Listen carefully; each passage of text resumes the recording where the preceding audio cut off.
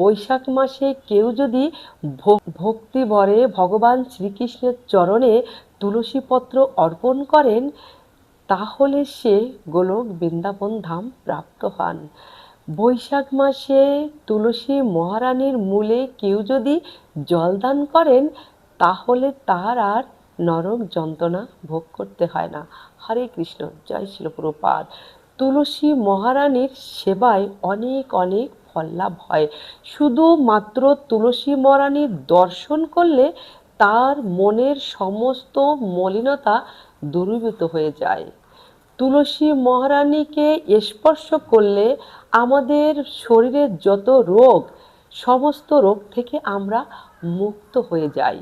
তুলসী মহারানীর তলায় অর্থাৎ বৃক্ষের, তুলসী বৃক্ষের নিচেই কেউ যদি ঝাড়ু দিয়ে পরিষ্কার পরিচ্ছন্ন রাখে, তাহলে যে তাহলে সেই গৃহে লক্ষ্মী বিরাজ করে এবং স্বামী স্ত্রীর মধ্যে সুসম্পর্ক বিরাজ করে। ভগবানের কৃপা, প্রেম, ভক্তি এবং কৃষ্ণ ভক্তি তুলসী মহারানীর কৃপা ছাড়া কখনোই সম্ভব নয়। কারণ তুলসী মহারানী হলেন কৃষ্ণের প্রেয়সী, অত্যন্ত অত্যন্ত প্রিয়জন। আমরা যা কিছুই করি, যা কিছুই করব, একমাত্র সাক্ষী দেবে কিন্তু তুলসী মহারানী। আমরা যদি কৃষ্ণের কৃপা পেতে চাই, আমরা যদি ভগবানের কৃপা পেতে চাই, তাহলে অবশ্যই অবশ্যই তুলসী মহারানীকে বেশি বেশি সেবা পূজা করতে হবে।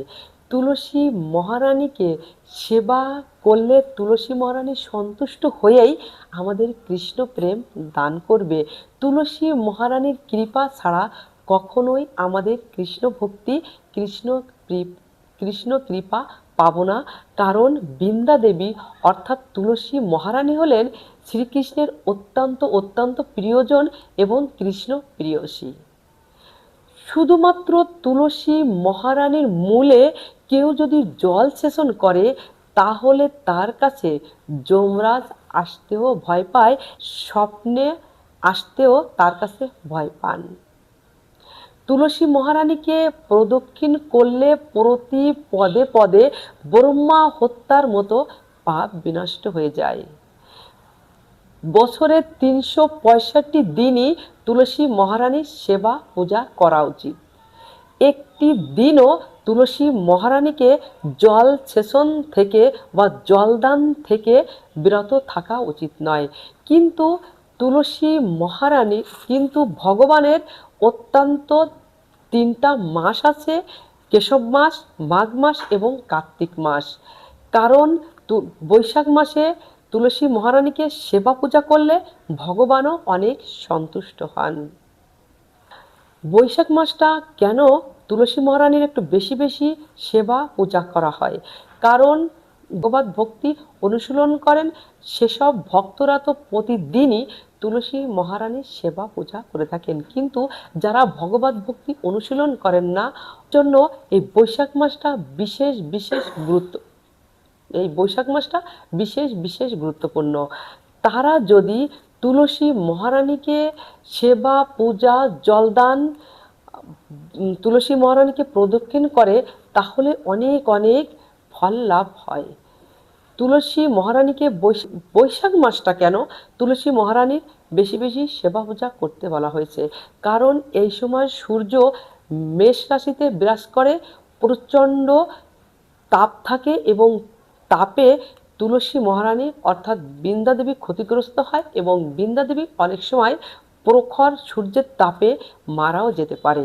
তাই এই সময় তুলসী মহারানীকে ঝরা বাঁধতে বলা হয়েছে শাস্ত্রে। অনেকেই বলে তুলসী মহারানীকে বৈশাখ মাসে আমরা যখন জলদান করব, জলদান মন্ত্র কি? তুলসী মহারানীকে 365 দিনই জলদান করতে হবে এবং সেই জলদান মন্ত্র হলো ওম গোবিন্দায় বল্লভম দেবীম ভক্ত চৈতন্য কারিণীম স্নাপয়ামি জগদ্ধাত্রীম কৃষ্ণ ভক্তি প্রদায়িনীম। এই মন্ত্রটি উচ্চারণ পূর্বক তুলসী মহারানীকে জলদান করতে হয়। তুলসী মহারানীকে প্রথমে প্রদক্ষিণ করতে হয়। প্রদক্ষিণ মন্ত্র হলো জানি কানি চ পাপানি ব্রহ্ম হত্যা দিকানি চ তানি তানি প্রণশ্যন্তি প্রদক্ষিণ পদে পদে। তুলসী মহারানীকে প্রথমে প্রদক্ষিণ করতে হয়, তারপরে জলদান করতে হয়, তারপর প্রণাম করতে হয়।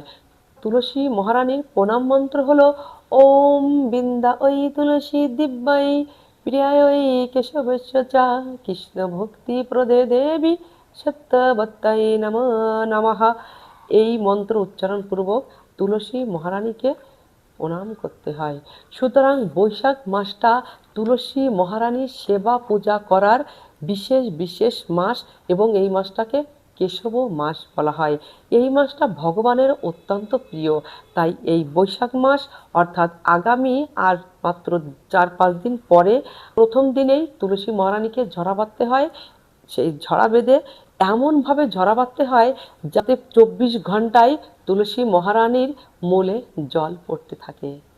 তাই এই সময় আমরা বেশি বেশি তুলসী মহারানীর সেবা পূজা করব, তুলসী মহারানীর পত্র দিয়ে ভগবান শ্রীচরণে অর্পণ করব এবং তুলসী মহারানীর মঞ্জুরি এবং পত্র দিয়ে মালা গেঁথে ভগবান শ্রীহরির গলায় অর্পণ করব।